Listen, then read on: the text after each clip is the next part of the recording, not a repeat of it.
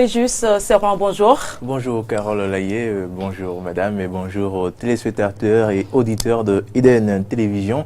Avant de présenter cette chronique, je m'en voudrais de ne pas saluer ici toutes ces femmes, Eben et Hélène, qui se sont succédées sur ce plateau pour démontrer à la face du monde que les femmes sont capables de se prendre en charge, de prendre les commandes, d'occuper la place qui est la leur. Donc, toutes mes félicitations, toute ma séduction pour tout ce que nous avons observé sur ce plateau. Merci à vous, Fréjus Servan. Merci, Carole Laillé. Ceci dit, ma chronique portera ce jour, Journée internationale de la femme 2019, sur les femmes célibataires. Clin d'œil aux mères célibataires qui n'ont pas fait ce choix. Rares sont nos mères qui ne souhaitent pas un foyer. La famille étant, selon notre culture, l'accomplissement de la vie d'un humain.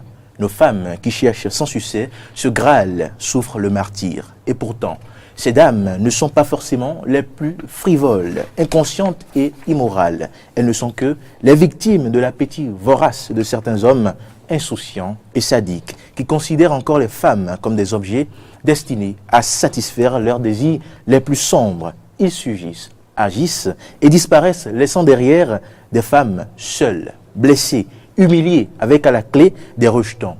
Les mères célibataires naissent et chaque année un peu plus. Nous les côtoyons tous les jours dans nos rues, nos villes, nos églises, nos services. Bref, elles sont dans nos entourages, dans notre entourage, que dis-je. Nous ignorons souvent leurs peines, leur désespoir et leurs souffrances. Contraintes d'élever seuls leurs enfants avec les ronces de la béninoise vie, elles subissent sans retenue les humiliations de la société.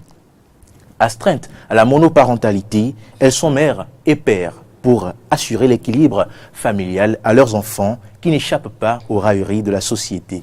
Condamnées parfois à rester mères célibataires, elles ne trouvent souvent personne pour créer un foyer, car la majorité des hommes n'étant pas très favorables à prendre en charge une femme et les enfants d'un autre.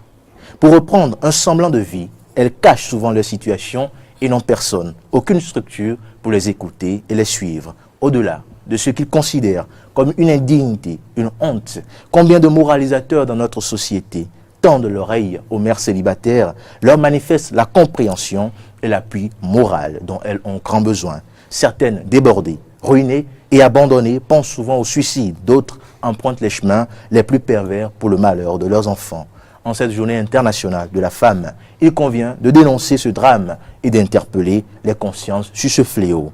Si à défaut de nous reprendre et de redonner à la femme et à la famille toute leur noblesse et à la nation plus de paix, portons nos espoirs sur nos enfants. Car je ne suis pas de ceux de celles qui redoutent l'avenir, disait Simone Veil. Ces jeunes générations peuvent nous surprendre et nous, si nous les élevons autrement, en leur indiquant la femme et la famille comme le sacré. Et peut-être les mères célibataires seront dans un avenir proche des exceptions. Merci de m'avoir suivi. Alors voilà une chronique qui touche, à moins que vous n'êtes pas un humain. Alors, Madame Abiola, qu'est-ce que cette chronique vous inspire?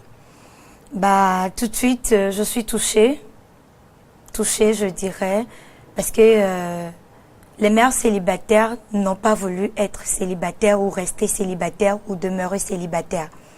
C'est quand même triste aujourd'hui de savoir quand même que les hommes ont envie de faire de ces mères-là des objets qu'on peut manipuler. Il faut aussi remarquer que il y a de ces femmes-là qui tombent dans ces pièges parce qu'elles sont à la quête de la facilité, du gain facile. Et c'est ça qui ouvre justement la porte à ce que nous observons aujourd'hui, les mères célibataires. Moi, je pense quand même que c'est un truc que nous devons rapidement pallier, sans quoi ce n'est pas du tout joli, parce que destiné pour deux personnes, on se retrouve toute seule face à la chose, et après quelqu'un sort de nulle part, 7 ans plus tard, il vient te faire un procès. Voilà ce que tu as fait de mon garçon, voilà ce que tu as fait de ma fille, alors qu'entre-temps on s'était entendu. Et donc moi, je vais aujourd'hui, Journée internationale de la femme, exhorter toutes les femmes à plutôt réfléchir autrement. Le tout ne suffit pas de se mettre en route, c'est-à-dire dans la circulation, courir dans tous les sens, se nouer la tête en enco et ne pas penser à la chose. La femme béninoise, elle souffre. Elle n'a pas encore une place comme cela se doit.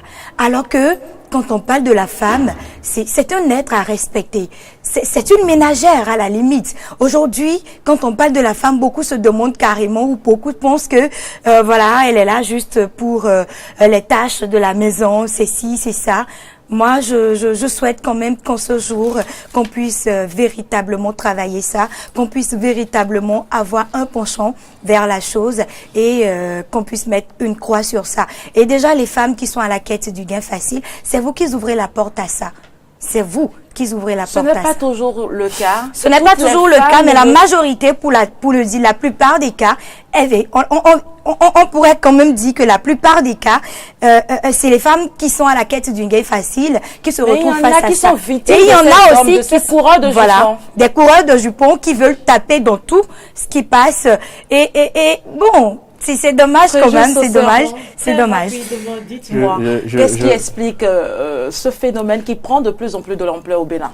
Je crois que vous l'avez souligné tout à l'heure, il s'agit de ces femmes-là et qui, par la recherche du gain facile, se laissent facilement manipuler par ces hommes. Mais ce n'est pas toujours le cas, il faut l'avouer. Notre société devient de plus en plus perverse par ces temps-ci où les hommes se donnent comme challenge, comme compétition d'engranger, de garer, d'aborder le plus grand nombre de femmes et de les exposer comme des trophées. Et les femmes tombent dans ces pièges facilement par innocence ou, comme vous le dites plutôt, par recherche du gain facile. Qu'est-ce qu'il faut pour changer la donne? Qu'est-ce qu'il faut pour changer? Je l'ai dit tout à l'heure, c'est l'éducation. C'est l'éducation. Il faut suffisamment en parler, interpeller les consciences et déranger la conscience de ceux-là qui sont des champions, qui font souffrir nos femmes. C'est de ça qu'il s'agit. Et si nous-mêmes, la sensibilisation ne peut plus rien nous dire, je crois qu'il faut miser sur la génération montante, ces jeunes générations, pour que ces générations au moins puissent savoir, puissent reconnaître à la femme sa véritable place.